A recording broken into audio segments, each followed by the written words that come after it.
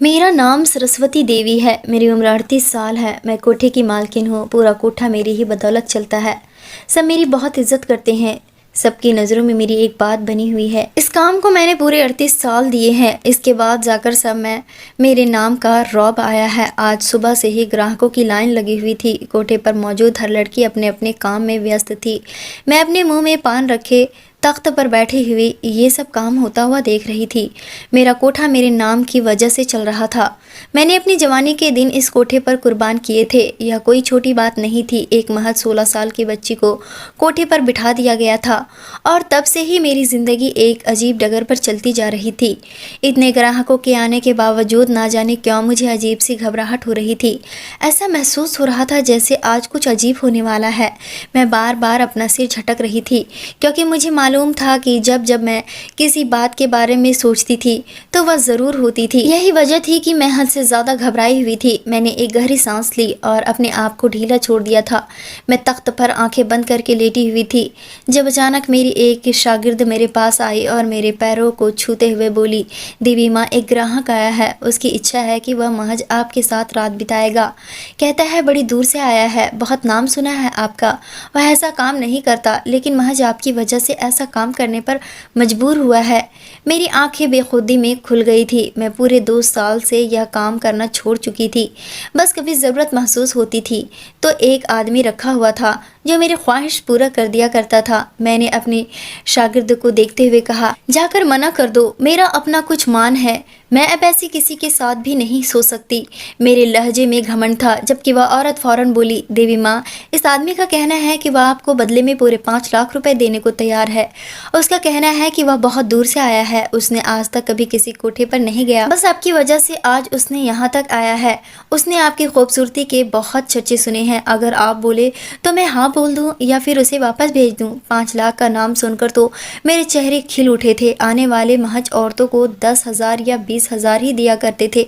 एक साथ 5 लाख मिल जाना यह कोई छोटी बात नहीं थी। मैं फौरन ही उठ बैठी और अपनी शागिर्द को देखते हुए बोली, ए बानो, जल्दी जाओ और साहब को इज्जत से कमरे में ले जाओ। मैं तैयार होकर कमरे में ही जाती हूँ। साहब को आज खुश कर दूंगी। 5 लाख छोटी रकम नहीं है। वैसे भी कोठे के पिछले हिस्से की मरम्मत करवानी है। दिन ब दिन वह टूटता जा रहा है। या ना हो यह कोठा हमारे सिर पर ही आ गिरे।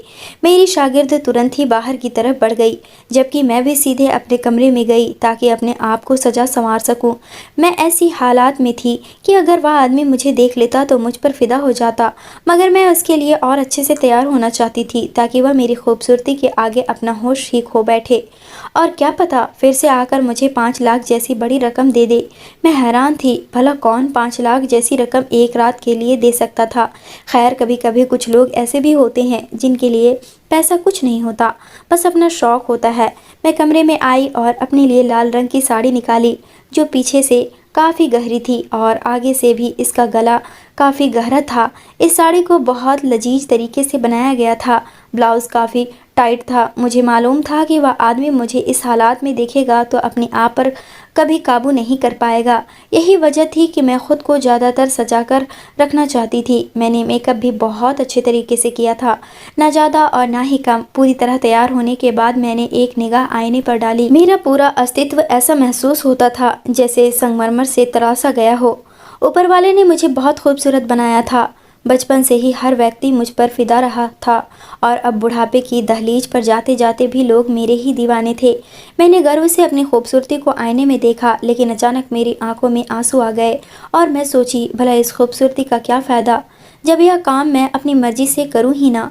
बेशक इंसान की मजबूरियाँ इंसान को बहुत कुछ करवाने पर मजबूर कर देती है।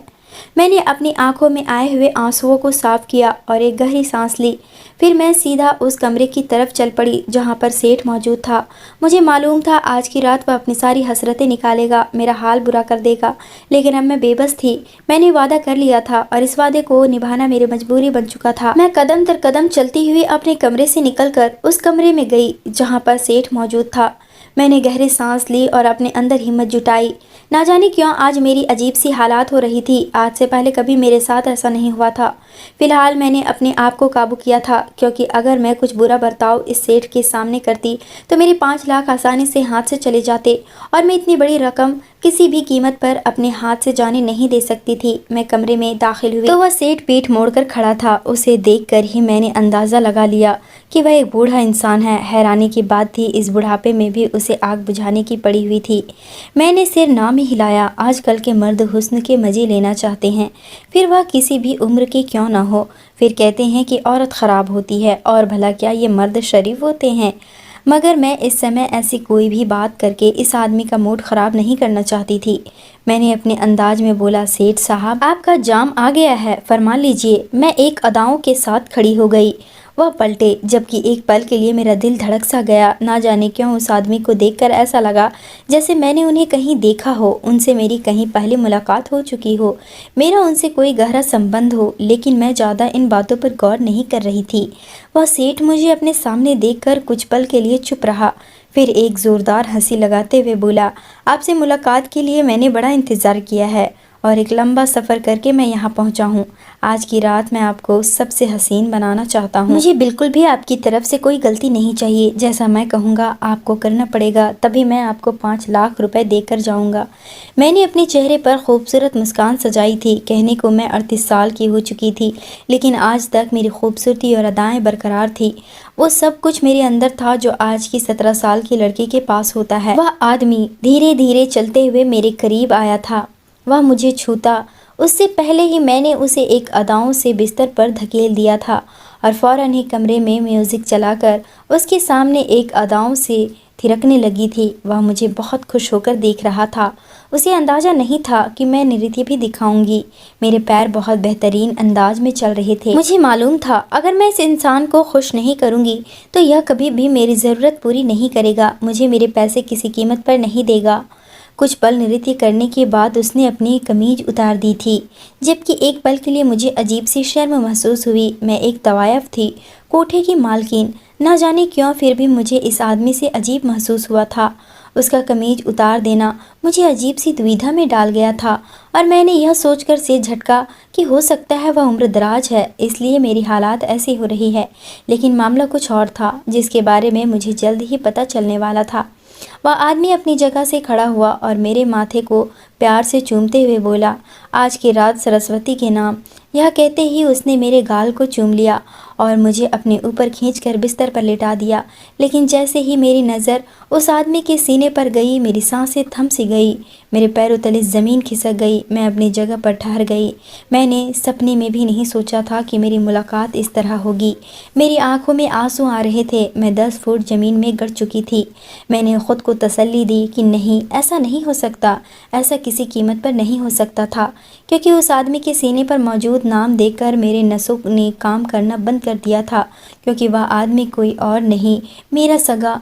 मेरी पैदाइश के वक्त मेरी माँ मर गई। मेरे बाबा ने दूसरी शादी कर ली। मैं अपनी सौतेली माँ के साथ रहने लगी। अचानक से पापा शहर जाने की बातें करने लगे। मैंने कहा, पापा आप मुझे छोड़कर क्यों जा रहे हैं? मैं आपके बिना कैसे रहूँगी? मम्मी भी मुझे इस दुनिया में छोड़कर चली गई और अब आप भी। मेरे पापा मेरे सिर पर हाथ फेरते हुए बोले, मेरी जान, मैं जल्दी वापस आऊँगा। बिजनेस के सिलसिले में मुझे दूसरे शहर जाना पड़ेगा। तुम अपनी नई मम्मी के साथ समय बिताओ, उनके साथ खेलो, प्यार से रहो। जब मैं वापस आऊँगा तो तुम दोनों को एक अच्छी जगह घुमाने के लिए ले जाऊँगा। तब तक आपस में दोस्ती कर लो। मेरे पीछे ही पापा की नई पत्नी खड़ी हुई थी, जो मुझे बहुत बुरी लगती थी। उनकी बातें, उनका अंदाज बेइंतहा बुरा था। वह एक 8 साल की बच्ची के साथ अपना जोड़ा लगाती थी। मैंने कई बार महसूस किया था जैसे उन्हें इतना भी बर्दाश्त नहीं था कि मैं अपने पापा के पास खड़ी हूँ और उनसे बातें कर रही हूँ। मैं और कुछ कहती इससे पहले ही मेरी नई मम्मी आगे आई और पापा से मुझे दूर करते हुए गुस्से से बोली, वह जा रहे हैं और तुम बेवजह उन्हें परेशान कर रही हो। मैं कह रही हूँ ना कि मैं तुम्हारा ख्याल रखूँगी। तुम्हें माँ और बाप दोनों की कमी का पता नहीं चलेगा। बस अपने पापा को अब खुशी से गुड बाय कहो। पापा ने कहा, जान आप भी अपना ख्याल रखना। जबकि मेरा बस नहीं चल रहा था मैं कुछ कर बैठूं। मेरी मम्मी मेरे पापा को जब भी घर से बाहर भेजती थी तो रो रो कर अपना बुरा हाल कर लेती थी। वह कहती थी, आप थोड़ा सा ही कमाएं लेकिन हमारे पास रहो। लेकिन पापा को ज़्यादा कमाने की चाह थी, इसलिए वह दूसरे शहरों में जाकर अपना सामान बेचते थे, जिससे बहुत ज़्यादा कमाई होती थी। मेरी आंखों में आंसू आ रहे थे लेकिन वह रुके नहीं थे। वह मुझे एक अजनबी औरत के हवाले करके अपने काम को संभालने के लिए चले गए थे। उनके जाते ही उस औरत ने मेरे मुंह पर एक ज़ोरदार थप्पड़ मारा और मुझे देखते हुए बोली, अपनी औकात में रहना, मेरे पति को परेशान करने की तुम्हें कोई ज़रूरत नहीं है।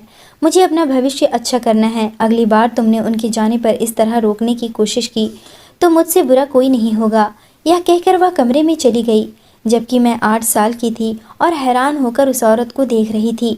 मेरी मम्मी ने आज तक मेरे चेहरे पर थप्पड़ नहीं मारा था और आज उनका मुझे थप्पड़ मार देना मुझे तकलीफ़ में डाल चुका था। मैंने एक गहरी सांस ली और अपने आप को काबू करने की कोशिश की, क्योंकि मुझे पता था अगर मैं रोई या हंगामा मचाई तो यह औरत मुझे मारेगी। वक्त गुजरता जा रहा था और मुझे उनके साथ रहते हुए पूरे 6 महीने का वक्त बीत गया था, लेकिन ना तो मेरी उनसे बनी थी और ना ही मेरी बननी थी। इस दौरान पापा ने एक बार भी ना मुझसे फ़ोन पर बात की थी और ना ही घर आए थे। एक दिन मैं किचन के पास खड़ी हुई नौकरानी से बातें कर रही थी, तभी अचानक मेरी नई मम्मी आई और मेरा हाथ पकड़ते हुए बोली, सीता, मैं तुम्हें आज एक बहुत अच्छी जगह पर ले जा रही हूँ। तुम वहाँ जाकर अच्छा महसूस करोगी और तुम्हें अपने पापा और मम्मी की याद भी नहीं आएगी। मैं हैरान होकर उन्हें देखने लगी। कौन सी जगह है जहाँ पर मम्मी और पापा की याद ना आए, वरना दिन में हर समय मैं अपनी मम्मी और पापा को ही याद करती रहती थी। मम्मी का इस दुनिया से चला जाना और फिर पापा का मुझे अकेला छोड़कर शहर चले जाना बहुत तकलीफ में डाल रहा था, लेकिन मैं अपनी तकलीफ किसी को नहीं बता सकती थी। खैर, मैं चुपचाप अपने कमरे में गई और अच्छे कपड़े पहने, अपना बाल बनाई और मैं नई मम्मी के साथ चलने के लिए तैयार हो गई। ना जाने क्यों मुझे अजीब घबराहट महसूस हो रही थी। अक्सर मेरे साथ ऐसा होता था, जब कुछ होने वाला होता था तो मुझे पहले से ही अंदेशा होने लगता था जैसे आज कुछ होगा। वह मुझे ऑटो में लेकर एक अजीब जगह पर आई थी जहाँ काफ़ी औरतें नज़र आ रही थी और मर्द भी मौजूद थे। वे औरतें मर्दों से बात करने की कोशिश कर रही थी, लेकिन वह उन्हें नज़रअंदाज करके चले जा रहे थे और कुछ मर्द उनके करीब खड़े होकर बात कर रहे थे। अजीब सा शोर शराबा था, चारों तरफ भीड़ मची हुई थी। कुछ लड़कियां तो बहुत खूबसूरत थी। मेरी नई मम्मी मुझे एक बड़ी सी हवेली में ले गई थी। मैं तो कुछ पल के लिए उसकी खूबसूरती में ही खो गई थी। हम उस हवेली के अंदर गए तो चारों ओर से गाने की आवाज़ आ रही थी। एक आदमी ज़मीन पर बैठा हुआ था और ढोल पीट रहा था। उसके सामने ही कुछ लड़कियां खड़ी होकर नाच रही थी। मैं हैरान होकर ये सब नज़ारे को देख रही थी, क्योंकि आज से पहले मैंने ऐसी जगह नहीं देखी थी। मेरी मम्मी मुझे सामने बैठी एक उम्रदराज औरत के पास ले गई जो पान चबा रही थी। मम्मी ने झुककर उसे नमस्ते किया और मुझे आगे करते हुए बोली, इस जिसकी बात मैं आपसे कर रही थी, यह वही लड़की है। अच्छे से देख ले, भविष्य में आपको खूब कमा कर देगी। बिल्कुल मुलायम रंगत है। जबकि उस बिस्तर पर बैठी औरत ने अपना पान थूकते हुए मेरी नई माँ से कहा, ए लक्ष्मी, शर्म नहीं आ रही तुम्हें? लड़की 8 साल की है, एक छोटी बच्ची को बेचना चाहती हो? जा डूब मर। जबकि मैं इन लोगों की बातें बिल्कुल भी समझ नहीं पा रही थी। मेरी नई मम्मी तुरंत उनके पैरों में बैठ गई और उनके पाँव पकड़ते हुए बोली, आपको तो सिर्फ लड़की से मतलब होनी चाहिए। उसकी उम्र से आपका क्या लेना देना? जितनी कच्ची उम्र होगी आपके ग्राहक उतने ही खुश होंगे। जबकि उस कोठे वाली औरत ने मेरी मम्मी को एक गुस्से भरी नज़र से देखा और गुस्से से बोली, हम में इंसानियत मौजूद है, मगर यह बच्ची हमें पसंद आई है, बिल्कुल रसमलाई है, इसकी क्या कीमत लोगी? मेरी मम्मी झट से बोल पड़ी, पूरे 1 लाख। सारी ज़िंदगी आपको कमा कर देगी। शक्ल देखिए, कोई भी इसे हासिल करने के लिए तैयार हो जाएगा। 1 लाख से ना ऊपर ना नीचे। जबकि वह ना में सर हिलाते हुए बोली, इतने सारे में नहीं दे सकती, यह बच्ची अभी छोटी है। जब तक यह 16 साल की नहीं हो जाती मैं इसे इस धंधे पर नहीं लगाऊंगी। तो कुछ भी कह ले, मुझ में इंसानियत है, मैं तेरी तरह जालिम नहीं हूँ, इसलिए मैं तुम्हें इसका आधा दूंगी। मगर मेरी मम्मी तुरंत बोली, फिर मैं अपनी लड़की ले जाती हूँ। सिर्फ तुम्हारा कोठा ही इस शहर में नहीं है, इसके अलावा भी कई कोठे मौजूद हैं जहाँ पर इसके अच्छे दाम लगाए जाएंगे। यह कहकर वह मुझे वहाँ से ले जाना चाहती थी। तभी अचानक वह औरत ने मेरी मम्मी को बुलाया और उन्हें देखते हुए बोली, रुक जा, सिर्फ इस बच्ची की खातिर मैं तुझे 1 लाख देने के लिए तैयार हो गई हूँ, क्योंकि मुझे मालूम है तू एक जालिम औरत है। किसी भी कोठे पर बेचकर इसकी ज़िंदगी को अभी से ही ख़राब कर देगी। ए छोरी, हमेशा हमारी वफ़ादार रहना। तेरी ज़िंदगी के 8 साल मैंने तुझे दिए हैं। अगर तूने इस 8 साल में मुझे वफ़ादारी ना दी तो मैं कभी तुझे माफ़ नहीं करूँगी। यह बोलते ही उन्होंने अपने किसी शागिर्द को आवाज़ दी और फ़ौरन ही मेरे सामने मेरी मम्मी को 1 लाख रुपए थमा दिए गए। मेरी मम्मी वह 1 लाख रुपए देखकर बहुत खुश हो रही थी। उनका खुशी का कोई ठिकाना नहीं था। मेरी मम्मी उन पैसों को जल्दी से बैग में रखी और वहाँ से जाने लगी। मैं वहाँ पर अकेली खड़ी थी। मुझे समझ नहीं आ रहा था यह मेरे साथ क्या हो रहा है। मैं अपनी मम्मी को जाते हुए देखी तो मैंने कहा, आप कहाँ जा रहे हैं? क्या मैं यहाँ पर अकेली रहूँगी? और कब तक रहूँगी? आप मुझे लेने कब तक आएंगी? वह कहने लगी, ज़िंदगी भर अब तुम यहीं रहोगी, तुम्हारी पूरी उम्र अब यहीं गुजरेगी। इतना कहकर वह जाने लगी। मैं उनके पीछे दौड़ी और उनका हाथ पकड़ लिया, लेकिन उन्होंने मुझे झिड़क दिया और मुंह पर बोलकर चली गई कि मैं तुम्हारे पापा को बताऊंगी कि तुम मर चुकी हो। मेरे बच्चे जो इस दुनिया में आएंगे वही तुम्हारे बाप की जायदाद पर राज करेंगे। तुम्हारा हमसे और हमारा तुमसे अब कोई ताल्लुक नहीं है। यह बोलकर वह चली गई और मैं वहीं ज़मीन पर गिर गई। मेरी आंखों से आंसू निकल रहे थे। यह मुझ पर कैसी मुसीबत आई थी। अचानक से मुझे अपने सिर पर एक प्यार भरा हाथ महसूस हुआ। मैंने सिर उठाकर देखा तो वही औरत मेरे पीछे खड़ी थी। ना जाने मुझे अचानक क्या हुआ कि मैं फ़ौरन खड़ी हुई और इससे पहले कि वह मुझे कुछ पूछता, मैं उनके सीने से लगकर ज़ोर ज़ोर से रोने लगी, क्योंकि मैं इस बात को समझ गई थी कि यह औरत मेरी फ़िक्र कर रही थी। मेरी मम्मी को जल्लाद और ना जाने क्या क्या बोल रही थी। वह मुझे सीने से लगाते हुए बोली, हिम्मत से काम लो, अगर इस तरह रोएगी तो अपने आप को बीमार कर लोगी। यहाँ पर तुम्हें कोई कुछ नहीं बोलेगा, मैं हूँ ना। लेकिन तुम्हें यहाँ पर यह सब कुछ सीखना होगा। अब तुम एक नई दुनिया में आ चुकी हो, अब तुम्हें एक नई ज़िंदगी जीनी पड़ेगी।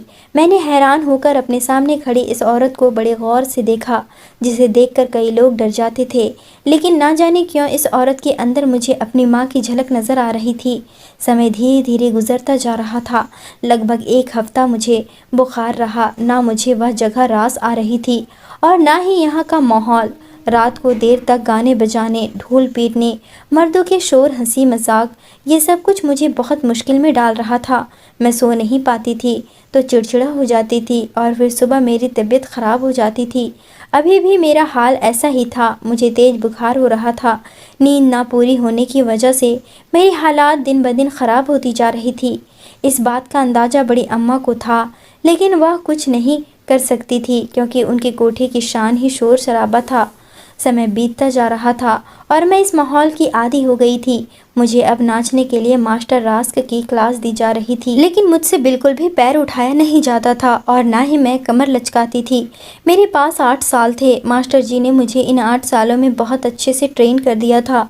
बड़ी अम्मा ने मुझ पर सख्ती की हुई थी कि मैं किसी भी मर्द के सामने नहीं आ सकती। जैसे ही मर्दों की महफिल शुरू होती थी, मुझे कमरे में बंद कर दिया जाता था। खिड़कियां बंद होती थी और दरवाजे पर ताला लगाकर बाहर मौजूद मर्दों को यह दिखाया जाता था कि अंदर कोई मौजूद नहीं है, लेकिन अंदर मैं होती थी और खिड़की से छिपकर यह मंजर देखती थी।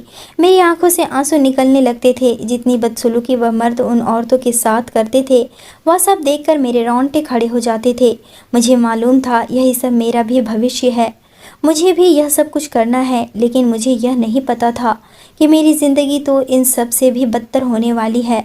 लगभग 8 साल बाद जब मैं 16 साल की हो गई तो मेरा जन्मदिन बड़ी अम्मा ने बड़े धूमधाम से मनाई और फिर उसी दिन मेरी कीमत लगाई गई थी। मुझे एक बड़े से तख्त पर दुल्हन की तरह सजाकर बिठा दिया गया था और मैं बेबस की मूरत बनकर सिर झुकाकर वहाँ बैठी हुई थी। मेरी आंखों से आंसू निकल रहे थे। मेरा दिल चीख चीख कर रो रहा था, लेकिन मैं बेबस थी। मुझे मालूम था कि 8 साल बाद मेरे साथ यह सब कुछ होना है। मैं कोठे की लड़की थी और मुझे यह सब कुछ सहना था। मेरी कीमत लगाई जा रही थी। कोई 50,000 बोल रहा था तो कोई 1 लाख, किसी के मुंह पर 3 लाख थे। अचानक ही भीड़ से 5 लाख की बोली लगाई गई थी और मैंने बेखुदी में सिर उठाकर सामने की तरफ देखा, जहां एक बड़ी उम्र का आदमी टांग पर टांग रखे हुए खड़ा था। बड़ी अम्मा ने ऊंची आवाज़ में 5 लाख की बोली वाले को शाबाशी दी थी और 3 बार लोगों के बीच 5 लाख की रकम को लेकर सवाल उठाया था, लेकिन वहां मौजूद कोई भी मर्द 5 लाख रुपए से ज़्यादा नहीं लगा पाया था, जिस वजह से मुझे उस आदमी को सौंप दिया गया था। उसका नाम खजाना था और वह काफ़ी पुराना ग्राहक था। यहाँ आकर वह औरतों को ख़रीदता था और फिर उनसे धंधा करवाता था उसने 5 लाख रुपए हाथों हाथ ही बड़ी अम्मा के हवाले कर दिए थे और मुझे उनके साथ विदा कर दिया गया था। हवेली में मौजूद मैं अपनी सभी सहेलियों से रोकर मिली थी, क्योंकि मुझे मालूम था मेरी बर्बादी का वक्त शुरू हो चुका है। मेरी ज़िंदगी को बदतर बनाया जाएगा और मैं खामोशी से वह सब होते हुए देखूंगी जो मैंने कभी नहीं सोचा था। बड़ी अम्मा ने भी मुझे बहुत दुआएं दी थी। बड़ी अम्मा की भी आंखों में आंसू था। वह मुझे सीने से लगा ली। उन्होंने मुझे एक ही बात कहा, मैंने तुम्हें अपनी बेटी से भी बढ़कर माना है, लेकिन मेरे बस में कुछ नहीं है। मैं तुम्हें अपनी बेटी बनाकर भी नहीं रख सकती। जो यहाँ कोठे पर आता है वह इस कोठे का रौनक बन जाता है, कोठे का होकर रह जाता है। मेरी बच्ची, अपना ख्याल रखना। उस आदमी के साथ मुझे भेज दिया गया। उसने मेरे शरीर के 5 लाख रुपए दिए थे। यह कोई छोटी रकम नहीं थी। अब उसने इस रकम को वसूल करना था, इसलिए वह मुझे एक ऐसी जगह पर ले गया था जिसे देख के ही मुझे डर लग रहा था। वह एक बड़ा सा फ्लैट था, 3 कमरों पर बना हुआ था। बड़े कमरे में 6 मर्द बैठे हुए थे। उन सब के बीच जाते ही उसने मेरे शरीर से दुपट्टा खींच लिया था और मैं खामोश थी, क्योंकि मुझे मालूम था आज से यही मेरे शरीर और जान का मालिक है। जो मेरे साथ करेगा मुझे सब कुछ सहना पड़ेगा। उसने सबके सामने मुझे ज़मीन पर फेंक दिया था और उन सब से मेरा परिचय एक तवायफ के रूप में करवाया था।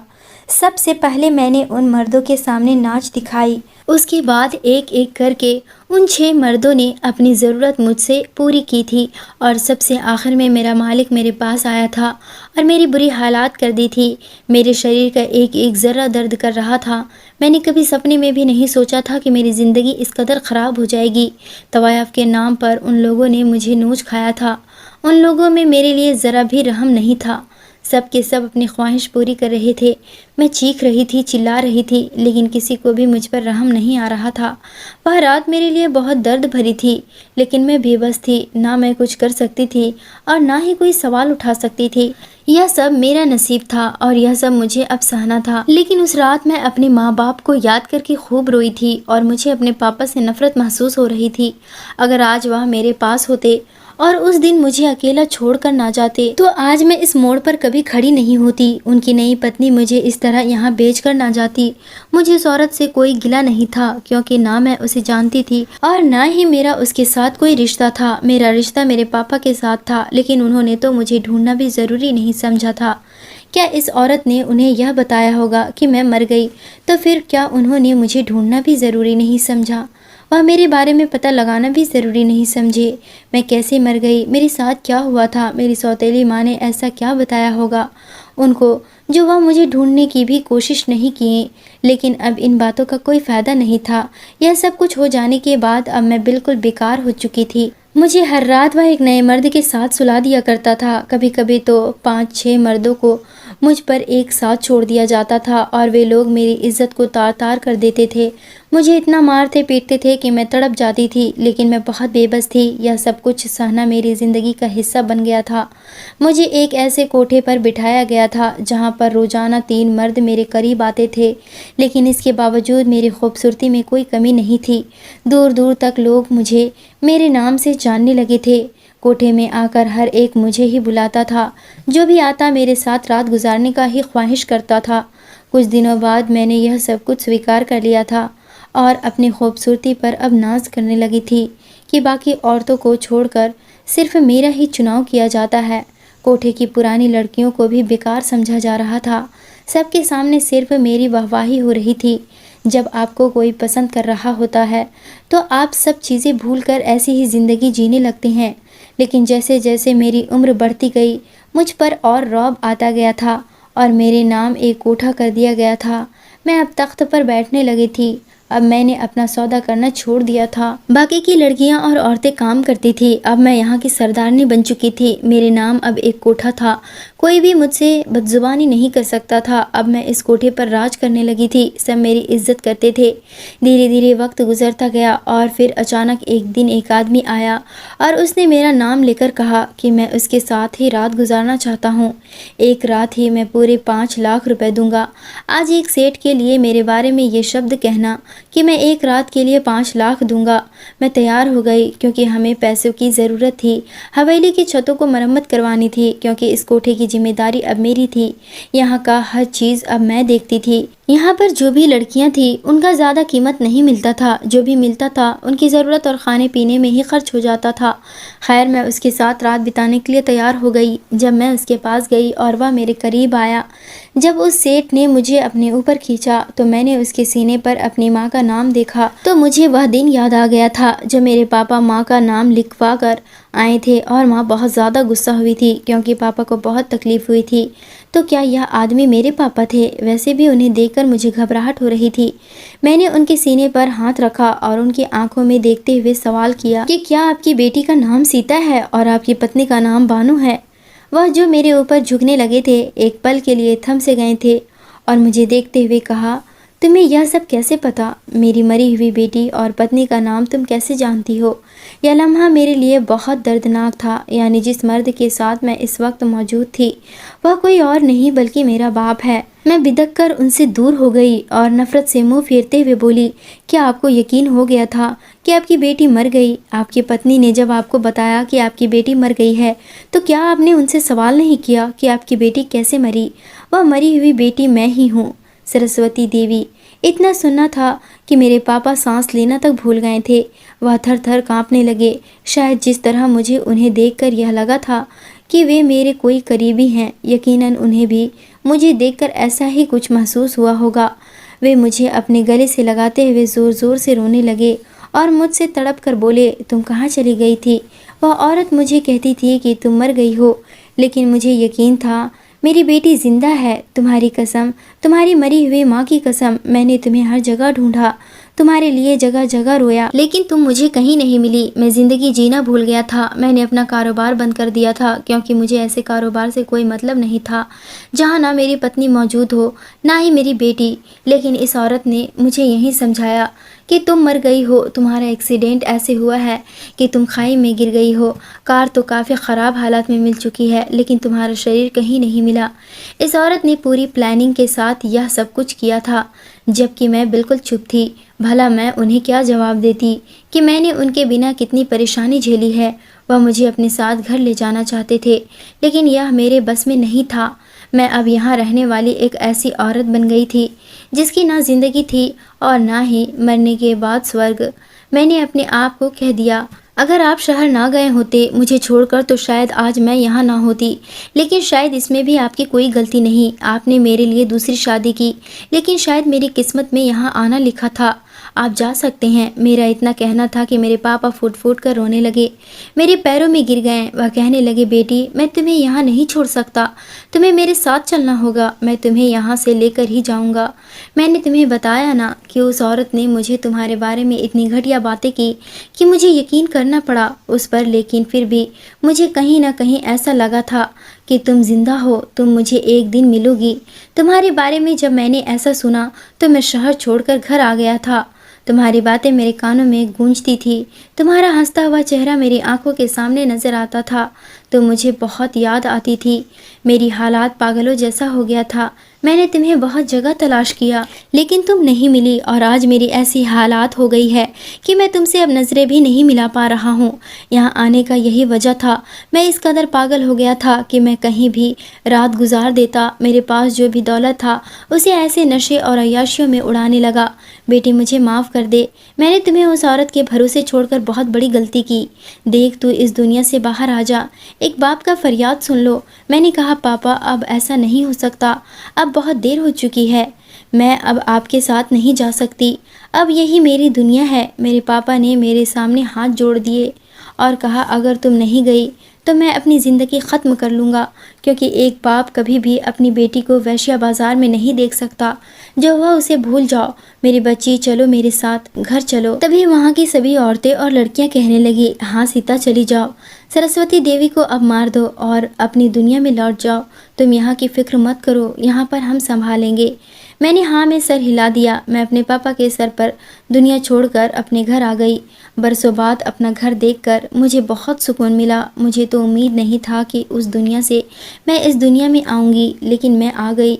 जब मैं इस घर में कदम रखी तो वह औरत मुझे फटी फटी आंखों से देखने लगी। वह मेरे बाप से सवाल करने लगी, यह लड़की कौन है, किसे लेकर आए हो तुम अपने साथ? तभी मेरे पापा ने उसे धक्के मारकर जमीन पर गिरा दिया वह औरत कहने लगी, यह क्या बदतमीजी है, तुम ऐसा मेरे साथ कैसे कर सकते हो। वह कहने लगा, इससे पहले कि मैं तुम्हारी जान ले लूँ, यहाँ से तुम निकल जाओ, मैं तुम्हें अभी इसी वक्त तलाक देता हूँ।